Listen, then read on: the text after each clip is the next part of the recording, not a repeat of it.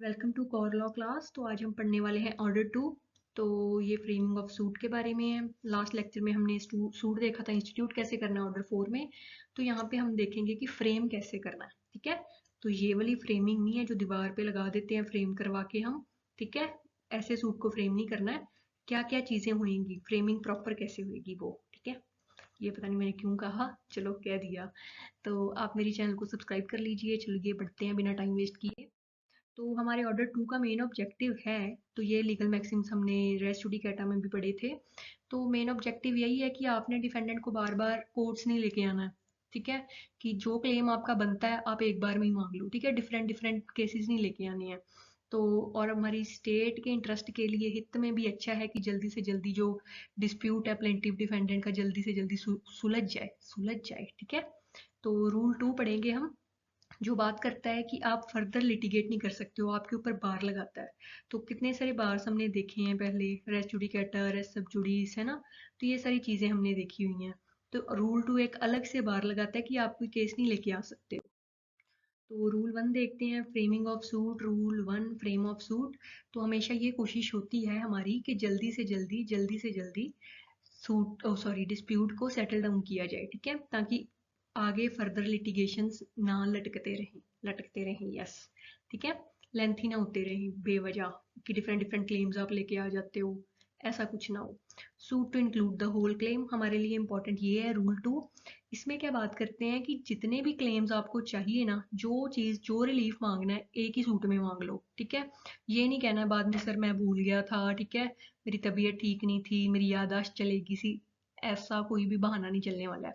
तो यहाँ पे आपको एक सूट में सारे के सारे रिलीफ्स मांगने हैं। ठीक है, जैसे मान लो आप मांग रहे हो पोजेशन का मांग रहे हो, इसके साथ अगर आप मीन प्रॉफिट्स भी मांग सकते हो तो उसको भी मांगो। आप ये नहीं कहोगे पोजेशन पहले हो जाए सेटल, ठीक है, देन मैं मीन प्रॉफिट्स के लिए अलग से डालूंगा, नहीं, इसी में डालो। सारे क्लेम्स जो मांगने हैं एक ही सूट में मांग लो बस। ठीक है, every suit shall include the whole of the claim which the plaintiff is entitled to make in respect of the cause of action, but plaintiff may relinquish a portion of his claim in order to bring the suit within the jurisdiction of any court। तो अगर वो चाहता है कि यही court है, particular court है, मान लो लोअर कोर्ट ही मेरा इस मैटर को डिसाइड करे, और अगर ये दोनों चीजें लेके आएगा तो वो जुरिस्डिक्शन से बाहर निकल जाएगी। तो वो रिलिंकिश कर दे पार्ट अपना। ठीक है, वो कह दे चलो ठीक है फिर पोजेशन ही अकेला कर दो मेरा, ठीक है, इसी को देख लो। तो फिर अकेला देख लिया जाएगा ये भी। तो रिलिंकिशमेंट ऑफ पार्ट ऑफ क्लेम, जहाँ पे आपने क्या किया है, खुद ही आपने पार्ट छोड़ दिया। जैसे यहाँ पे हमने देखा मीन प्रॉफिट्स का आपने छोड़ दिया, खुद ही नहीं मांग रहे हो क्लेम। लेटर ऑन आप आ नहीं सकते हो, ठीक है, किस चीज के लिए, क्लेम लेके। ठीक है, तो ये आपके ऊपर बार है। He shall not afterwards sue in respect of the portion जो आपने छोड़ दिया था। ठीक है, रिलिंकिश कर दिया था। तो ये रेस जुडिकेटा की तरह है। रेस जुडिकेटा क्या बात करता है, रेस जुडिकेटा बात करता है कंस्ट्रक्टिव रेस जुडिकेटा में हम कहते हैं जो चीज़ आप लेके आ सकते थे, ठीक है, वो आप लेके नहीं आए हो डिफेंस में। जो चीज़ को आप रेज कर सकते थे पहले, तो आपको सूट को बार कर देता है यहाँ पे रेस जुडिकेटा। लेकिन जो हम रूल टू की बात करते हैं, ये क्लेम्स को बार कर रहे हैं सिर्फ, कि क्लेम आप दोबारा नहीं लेके आ सकते। ये पूरे के पूरे सूट को कह देता है कि नो, नो एंट्री, नहीं चलेगा आगे। ठीक है, तो res judicata refers to both the parties. तो ये दोनों पार्टीज की बात करता है। रेस जुडिकेटा ना प्लेंटिफ आ सकता है ना डिफेंडेंट आ सकता है। ठीक है, सूट आप लेके नहीं आ सकते हो। लेकिन रूल टू है, ये सिर्फ और सिर्फ प्लेंटिव की बात करता है। ठीक है, सूट फ्रेम कर रहे हैं, अभी तक सिर्फ प्लेंटिव का रोल ही है यहाँ तक। ठीक है, तो ये सिर्फ प्लेंटिव को डायरेक्शन दे रहा है कि जो चीजें आपको क्लेम करनी है ना, इधर ही मांग लो, रिलिंकिश कर दिया पार्ट, दोबारा नहीं आओगे आप। ठीक है, और सूट को बार कर देता है।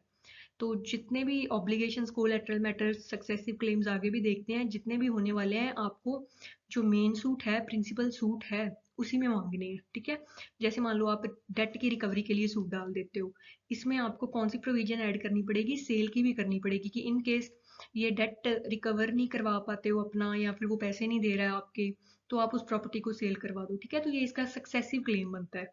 तो अगर मान लो आपने नहीं मांगा था, तो ये डिक्री आ गई है मेन सूट की, अब आप मॉर्टगेज प्रॉपर्टी के लिए सेल के लिए अलग सूट भी डाल सकते हो। ठीक है, जिन चीज़ों को आप इकट्ठा लेके आ सकते हो उनको तो इकट्ठा ही लेके आना है, तो बाकी देखा जाएगा।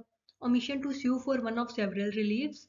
तो अगर मान लो एक से ज़्यादा रिलीफ है, जैसे हमने पोजेशन, मीन प्रॉफिट्स वगैरह देख लिए हैं, तो यहाँ पे अगर मान लो आपने खुद ही कुछ पार्ट ओमिट कर दिया है, तो वैसे आप नहीं आ सकते हो, जो हमने रिलिंक्विशमेंट वाला पार्ट देखा है पीछे, सब रूल टू। लेकिन यहाँ पे अगर आपने कोर्ट की परमिशन से उस पार्ट को छोड़ा है, मीन्स आपने कहा है कि अभी रहने देते हैं इसको, मांगने के लिए पोजेशन वाला नहीं, ओनरशिप का ले लेते हैं, तो ओनरशिप को डिसाइड करने में बहुत टाइम लग जाएगा। ठीक है, तो ये इतना टेक्निकल कॉम्प्लेक्स सा मैटर है, तो कोर्ट ने कह दिया चलो ठीक है, मीन प्रॉफिट्स का बाद में कर लेंगे, पहले आपकी ओनरशिप देख लेते हैं। ठीक है, कि किसकी बनती है किसकी नहीं बनती है। तो यहाँ पे कोर्ट ने आपको खुद अलाउ किया, परमिट किया है। ठीक है, ये आपने तब नहीं क्लेम किया, बाद में क्लेम करना चाहते हो तो बाद में आ जाओ। ठीक है, अदरवाइज आपने कोर्ट से बिना पूछे, ठीक है, सीधे ही कह दिया ठीक है अपने मन में, चलो छोड़ो ओनरशिप तो ले लूँ मैं पहले, ठीक है, उसके बाद ओनरशिप भी आपके फेवर में आ गई, अब आप कह रहे हो मैं मीन प्रॉफिट्स के लिए भी जाऊंगा, ऐसे नहीं होने वाला है। ठीक है, तो यहाँ पे आपको कोर्ट की परमिशन चाहिए, तभी ही आपको अलाउ किया जाएगा लेटर ऑन, अदरवाइज आपको अलाउ नहीं किया जाएगा। ठीक है, तो for the purpose of this rule, an obligation and a collateral security for its performance and successive claims, तो वही सारे जो सारे obligations हैं, collateral matters हैं, successive claims बनते हैं एक मेन सूट में, वो सारे आपको इकट्ठे डालने होते हैं। हम उनको क्या ट्रीट करते हैं कि वो एक ही कॉज ऑफ एक्शन का पार्ट है। ठीक है, तो जैसे हमने देखा ना कि डेट की रिकवरी के लिए आप डाल रहे हो तो सेल भी आपको डालना पड़ेगा, सेल ऑफ मॉर्टगेज प्रॉपर्टी, ये सारी चीजें आपको लिखनी पड़ेंगी, वहां पे मेंशन करनी पड़ेगी, ये एक ही कॉज ऑफ एक्शन का पार्ट है। तो ये एक हमारा केस है शंकरलाल वर्सेस गंगाबाई, तो full bench, Bombay full bench case है। तो यहाँ पे प्लेंटिफ को क्या करना है, हमेशा और हमेशा हमारी फुल बेंच बताती है, क्या कहती है कि सिंगल कॉज ऑफ एक्शन में सारी चीजें आपको मांगनी है।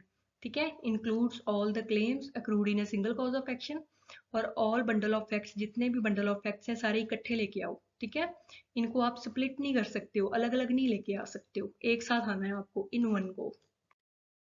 तो रूल 3 देखते हैं, joinder of causes of action. तो यहाँ पे हम जो बात कर रहे हैं कि कॉज ऑफ एक्शंस को कैसे ज्वाइन किया जाएगा, तो यहाँ पे हम बात करते हैं मल्टीपल कॉज ऑफ एक्शंस की।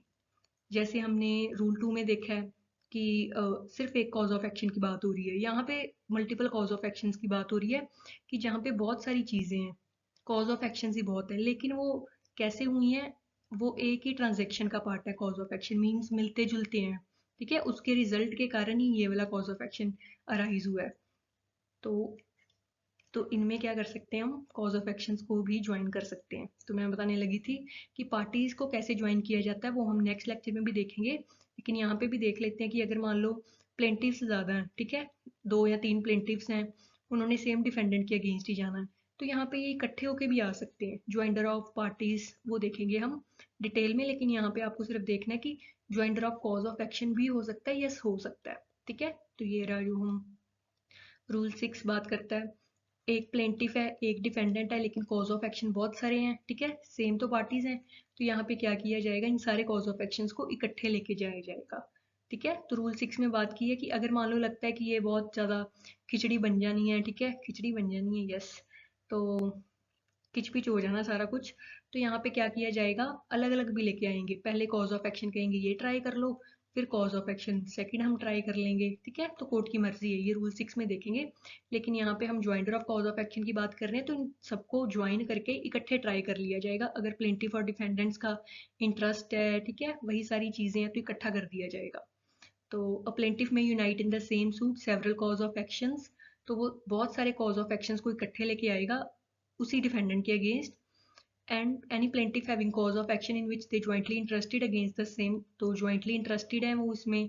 ठीक है, तो जैसे हमने कहा कि ए वर्सेस बी ने तो आना ही है, चलो इसको भी ले आओ उसको भी ले आओ, सारे कॉज ऑफ एक्शन यहीं पे डिसाइड हो जाएंगे। तो इनकी पेक्यूनियर वैल्यू क्या रहने वाली है, तो वो डिपेंड करेगी। ठीक है, कॉज ऑफ एक्शन है तो मतलब सूट की वैल्यू, अगर मनी सूट है तो जैसे मान लो ये 10 लाख का है, इधर से 10 लाख का है, देन एज पर हमें वैल्यूएशन देखना पड़ेगा कि कौन सी कोर्ट में जाना है, उन्होंने कौन सी कोर्ट की जुरिस्डिक्शन पढ़ रही है। ठीक है, उस कोर्ट में जाएंगे।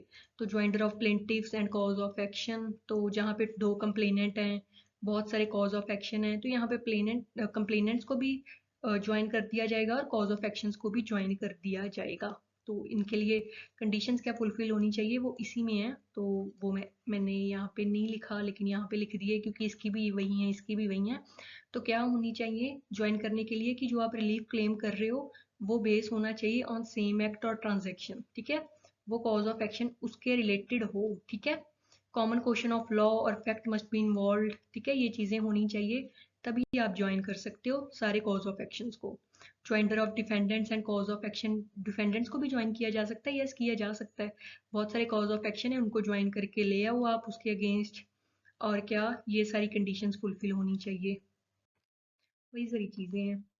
ज्वाइंटर of plaintiffs defendants and cause of action, अगर मान लो दो से ज़्यादा प्लेंटिव्स हैं, डिफेंडेंट्स हैं, सेवरल कॉज ऑफ एक्शन है, तो यहाँ पे क्या किया जाएगा, इन सबको इकट्ठे कर दिया जाएगा सिंगल सूट में, ठीक है। इधर से ए बी प्लेंटिव हैं वर्सेस सी डी भी थे, ठीक है। कॉज ऑफ एक्शंस भी बहुत सारे हैं, मीन प्रॉफिट्स हैं, रेंट है, ठीक है, और क्या है, पोजेशन है, बहुत सारी चीज़ें हैं, तो उन सबको इकट्ठे ले आओ आप, कोई चक्कर नहीं है।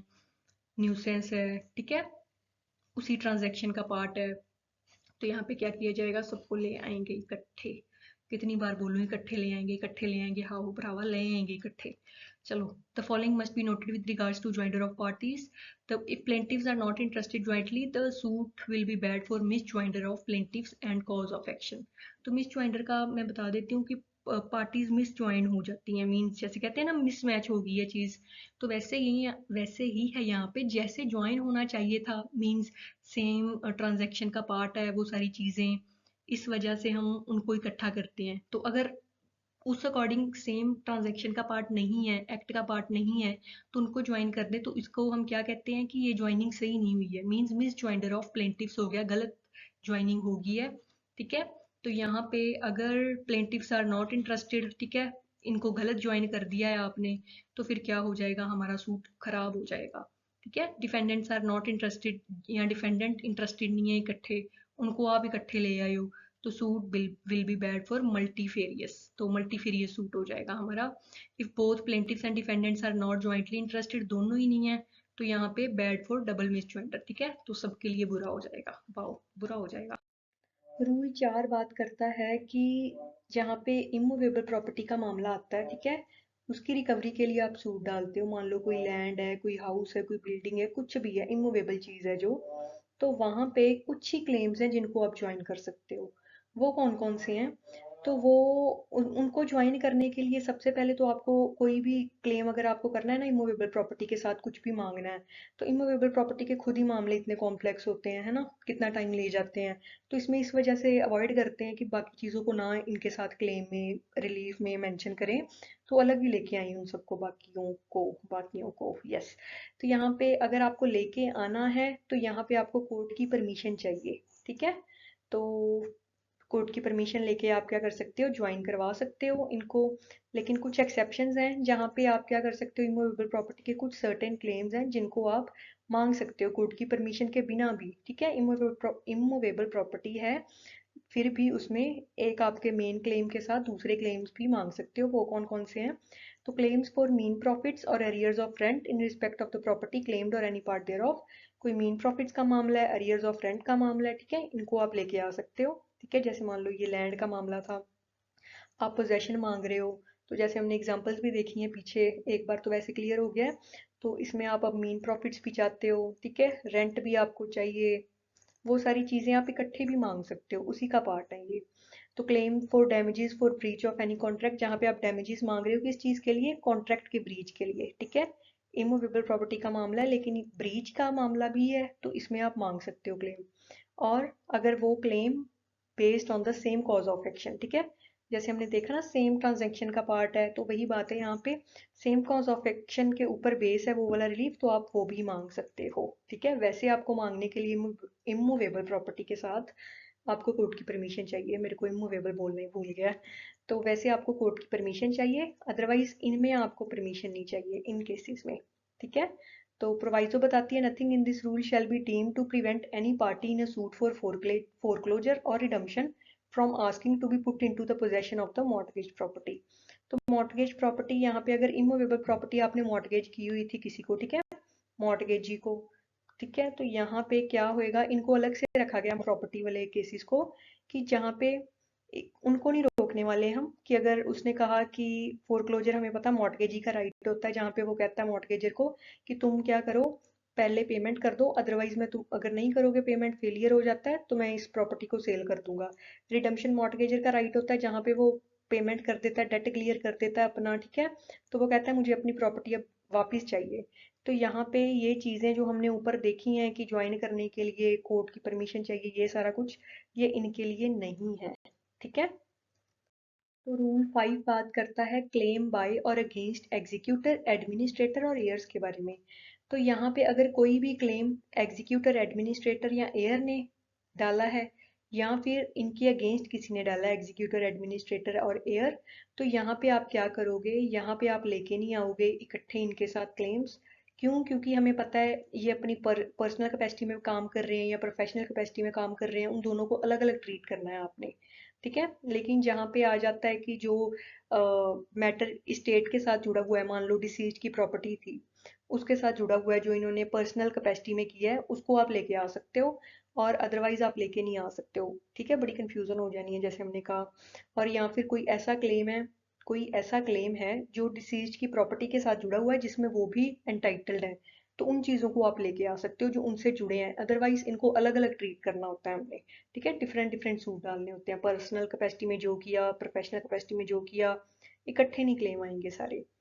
रूल 6 बात करता है power of court to order separate trial. जहाँ पे वही रूल 6 हम पीछे भी देख के आए हैं एक बार।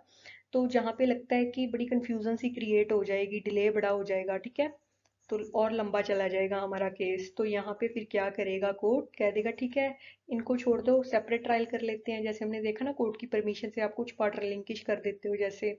तो यहाँ पे कहा जा सकता है ठीक है, आप लेटर ऑन इस चीज़ को ट्राई कर लो, या फिर इसके लिए हम ट्रायल ही अलग चला देते हैं, तो किया जा सकता है।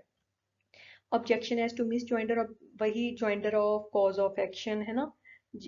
आपने ज्वाइन कर दिए हैं, ट्रांजेक्शन का पार्ट है। ठीक है, वही सारी चीज़ें। तो यहाँ पे अगर मान लो लगता है आपको कि ये सही से ज्वाइन नहीं हुए, या इनको नहीं होना चाहिए था, ज्वाइन कर दिए लेकिन वो होने नहीं चाहिए थे उस अकॉर्डिंग। ठीक है, तो यहाँ पे फिर क्या किया जाएगा, अगर आपको आपको ऑब्जेक्शन रेज करनी है कि ये सही ज्वाइंडर नहीं हुआ है, तो यहाँ पे आपको जल्दी से जल्दी ऑब्जेक्शन रेज करनी पड़ेगी एट अर्लीस्ट पॉसिबल अपॉर्चुनिटी। ठीक है, in all cases where issues are settled at or before, तो सेटलमेंट होने से पहले, unless the ground of objection has subsequently arisen and any such objection not so taken shall be deemed to have been waived. तो यहाँ पे आपको earliest possible opportunity क्या हो सकती है, जल्दी से जल्दी। ठीक है, ये नहीं है बस सारा कुछ हो गया, ट्रायल भी हो गया, एविडेंसेस भी हो गए, सारा कुछ हो गया, अब आप ऑब्जेक्शन रेज करो कि कॉज ऑफ एक्शन तो सही से ज्वाइन ही नहीं हुए। क्यों, मेरी जुबान को क्या हो गया, पता नहीं क्या हो गया है। चलो, ज्यादा बोल बोल के हो गया है। तो यहाँ पे क्या होता है, आपको तब आप रेज नहीं कर सकते हो, जल्दी से जल्दी करनी पड़ेगी आपको ऑब्जेक्शन रेज। ठीक है, सेटलमेंट होने से पहले पहले, where issues are settled at, या उससे पहले। ठीक है, तो यहाँ पे अगर आप ऑब्जेक्शन रेज नहीं करते हो, तो फिर क्या माना जाएगा, आपको कोई दिक्कत नहीं है, आपने अपने राइट को वेव कर दिया है, बाद में नहीं आ सकते। ठीक है, तो ये हमने देखी है रिलीफ हमारे 1 to 2, 4 to 5। ठीक है, तो 1 में हमने देखा, सिंपल बात करते हैं किस चीज़ के बारे में, कि जल्दी से जल्दी हमारी कोशिश रहती है कि जो डिसीजन लेके आया जाए प्लेंटिफ डिफेंडेंट के डिस्प्यूट को जल्दी से सेटल किया जाए। ठीक है, आगे फर्दर लिटिगेट या मैटर को और ना खिसाया पिटाया जाए। ठीक है, तो इस तरह से रूल 1 हमारा प्रिंसिपल रूल जो हमें बताता है। रूल 2, बस ये सारी कंडीशंस हैं जो फुलफिल होनी चाहिए। तो वहाँ पे हमने क्या देखा, सारे क्लेम्स आपको मेंशन करने हैं एक ही सूट में। ठीक है, कुछ पार्ट अगर आपने रिलिंकिश कर दिया है, फिर आप लेटर ऑन आ नहीं सकते हो। ठीक है, और क्या देखा है हमने, अगर मान लो अगर मान लो आपने कोर्ट की परमिशन से रिलिंकिश किया है पार्ट, तो आप लेटर ऑन आ सकते हो, अदरवाइज आप नहीं आ सकते हो। ठीक है, तो ऑब्जेक्ट हमारा क्या है, बस यही है कि दोबारा दोबारा से ना आए हम। ठीक है, no person should be vex twice for the same cause of action. तो डबल जियोपार्डी देखते हैं ना हम, जैसे कि किसी बंदे को इतनी बार इतनी बार क्या नहीं होना चाहिए, दोबारा दोबारा से ट्राई करके पनिशमेंट नहीं देनी चाहिए बेचारे को। वही बात है यहाँ पे। तो दोबारा से डिफेंडेंट को हरास नहीं करना है, मल्टीप्लिसिटी ऑफ प्रोसीडिंग्स जो होती हैं, इन चीज़ों से बचना है हमें ज़्यादा से ज़्यादा। ऑलरेडी हमारे पास केसेस हैं हिंदुस्तान में। ठीक है, तो एक ही प्लेंटिफ, एक ही डिफेंडेंट को नहीं देखते रहना है हमने। तो कंडीशंस क्या होती हैं, तो यहाँ पे हमने जैसे रेस्ट जुडिकाटा में भी देखा है, रेस्ट जुडिकाटा में भी देखा है कि सेकंड सूट बार्ड होता है। ठीक है, तो यहाँ पे अगर आप दूसरा सूट डाल रहे हो सेम कॉज ऑफ एक्शन के लिए, तो यहाँ पे भी बार्ड है। ठीक है, तो बस जो चीज़ ज़रूरी थी वो चीज़ आपने इकट्ठे लेके आनी होती है। ठीक है, वही सारी चीज़ें हैं, कोर्ट की परमिशन के बिना ओमिट करते हो तो बाद में आ नहीं सकते हो। अदरवाइज कोर्ट की परमिशन लेके आपने ओमिट किया था उस पार्ट को, देन आप फ्रेश सूट लेके आ सकते हो, कोई मनाही नहीं है। ठीक है, नहीं है। तो ये हमारी एक एग्जांपल है, इससे आपको अच्छे से समझ आ जाएगा। A lets house to B at yearly rent. तो ए ने अपना घर दिया हुआ है बी को रहने के लिए, ठीक है, रहता है यहाँ पे। तो 1200 रुपीज रेंट देना होता है। तो 1905 से रह रहा है वो, ठीक है, तो इसका भी इसने रेंट नहीं दिया, 1906 का भी नहीं इसने दिया, और 1907 का भी नहीं दिया। हार के क्या कर देता है ए, गुस्से में चला जाता है कोर्ट, ठीक है। तो यहाँ पे ये क्लेम किस चीज के लिए मांगता है, सिर्फ और सिर्फ मांगता है 1906 के लिए, ठीक है।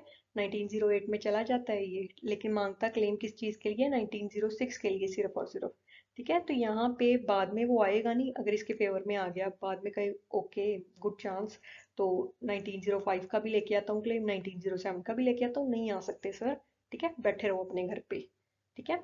तो रूल 4 एंड 5 में हमने क्या देखा है कि अगर आपको इमूवेबल प्रॉपर्टी का, रूल 4 क्या बताता है, इमूवेबल प्रॉपर्टी का मामला है, तो उसमें आपको कुछ भी, कोई भी कॉज ऑफ एक्शन या आपको रिलीफ क्लेम ज्वाइन करना है तो आपको कोर्ट की परमिशन चाहिए। लेकिन कहाँ पे नहीं ज़रूरत है, mean profit arrears of rent का मामला है, damages for breach of any contract का मामला है, ऐसी चीज़ जो सेम कॉज ऑफ एक्शन के ऊपर बेस है, तो यहाँ पे आपको ज़रूरत नहीं है, अदरवाइज ज़रूरत है। तो रूल 5 में हमने देखा एग्जीक्यूटर, एडमिनिस्ट्रेटर और एयर्स के अगेंस्ट आपने इकट्ठे ज्वाइन करके क्लेम्स नहीं डालने हैं, ठीक है। जो इनकी प्रोफेशनल कैपेसिटी में काम किए हैं वो अलग, पर्सनल कैपेसिटी वाले काम अलग। तो rule 3, 6 and 7 cause of actions के बारे में बात करते हैं, ठीक है। तो कॉज ऑफ एक्शन का मतलब क्या होता है, तो इसका मीनिंग तो यही है कि वही सारी चीजें जो प्लेंटिफ को जरूरी है अपने फेवर में जजमेंट लेने के लिए, वो सारे पॉइंट्स को प्रूव करना कोर्ट के सामने, ठीक है। Bundle of essentials fact which is necessary for plaintiff to prove before he can succeed a cause of action is the foundation of suit. तो कॉज ऑफ एक्शन होना चाहिए, तो ये हमने देख लिया ऑलरेडी डिटेल में। तो तभी ही सूट डाला जा सकता है ना। हमने सूट के एसेंशियल्स क्या देखे थे, पार्टीज होनी चाहिए, सब्जेक्ट मैटर इन डिस्प्यूट होना चाहिए, कॉज ऑफ एक्शन होना चाहिए, रिलीफ होना चाहिए, है ना। तो कॉज ऑफ एक्शन एक मेन एसेंशियल इंग्रेडिएंट होता है सूट डालने के लिए। तो क्लियर टर्म्स में होना चाहिए कॉज ऑफ एक्शन, ठीक है। तो बस यही सिंपल सी चीज़ है। अगर मान लो कोई कॉज ऑफ एक्शन को आप डिस्क्लोज नहीं करते हो तो हमारा सूट क्या हो जाता है, प्लेंट क्या हो जाती है, रिजेक्ट हो जाती है, ठीक है। तो joinder of cause of action, rule 3 provides for ज्वाइंटर of cause of action. Plaintiff में यूनाइट इन द, प्लेंटिफ को, डिफेंडेंट को आप इकट्ठा करके लेके आ सकते हो, यस लेके आ सकते हो, वो ज्वाइंटर ऑफ पार्टीज होता है कंसेप्ट, लेकिन यहाँ पे ज्वाइंटर ऑफ कॉज ऑफ एक्शन है। तो यहाँ पे प्लेंटिफ्स चाहे डिफरेंट डिफरेंट है, चाहे एक है, तो ये क्या करेंगे, तो यहाँ पे अगर इनके क्लेम्स एक बनता था, एक और क्लेम बनता था, तो यहाँ पे इन सबको इकट्ठे कॉज ऑफ एक्शंस को लेके आ जाएंगे वो, ठीक है। तो कोर्ट की क्या पावर है, कोर्ट की पावर है कि वो सेपरेट ट्रायल के लिए भी ऑर्डर कर सकती है जहाँ पे उसे लग रहा है कि ये तो बस खिचड़ी बनने वाली है केस की, ठीक है। तो ऑब्जेक्शन अगर आपको रेज करनी है, ज्वाइन सही से नहीं हुए हैं क्लेम कॉज ऑफ एक्शन हमारे, तो आपको जल्दी से जल्दी ऑब्जेक्शन रेज करनी पड़ेगी, ठीक है। तो बस ये हमने देखे हैं rule 1 frame of suit, rule 2 suit to include the whole claim, जिसमें हमने रिलिंक्विश पार्ट वाला भी देखा है, joinder of cause of action, ठीक है। चाहे एक प्लेंटिफ है, डिफरेंट प्लेंटिफ्स हैं, एक डिफेंडेंट है, डिफरेंट डिफेंडेंट्स हैं, ठीक है, कॉज ऑफ एक्शन डिफरेंट है। यहाँ पे हम वन कॉज ऑफ एक्शन की बात करते हैं, इस पेन से लिखते हैं, वन कॉज ऑफ एक्शन की बात करते हैं, यहाँ पे मल्टीपल कॉज ऑफ एक्शन की बात करते हैं, ठीक है। तो नेक्स्ट कुछ क्लेम्स ही हैं जिनको आप ज्वाइन कर सकते हो जहाँ पे सूट डाला है आपने रिकवरी ऑफ इमूवेबल प्रॉपर्टी का। तो claims by or against executor, administrator or heir, powers of court to order separate trial, objection as to misjoinder, ठीक है। यही सारी चीज़ें हमने देखी हैं। तो आई होप आपको लेक्चर इजी लगा होगा, पता नहीं लगा होगा कि नहीं लगा होगा। तो लगा है तो ठीक है, लाइक कर देना, नहीं लगा तो ना लाइक करना, अनलाइक कर देना। अनलाइक होता है क्या, अगर होता है तो कर देना, फिर रिव्यू ही लेना मैंने तो अब शौक से ना कर देना, अगर वाकई में ही नहीं अच्छा लगा देन नहीं करना, अदरवाइज लाइक ही करना, ठीक है। तो चलिए, तो मिलते हैं नेक्स्ट क्लास में, सब्सक्राइब कर लीजिए मेरे चैनल को, धन्यवाद।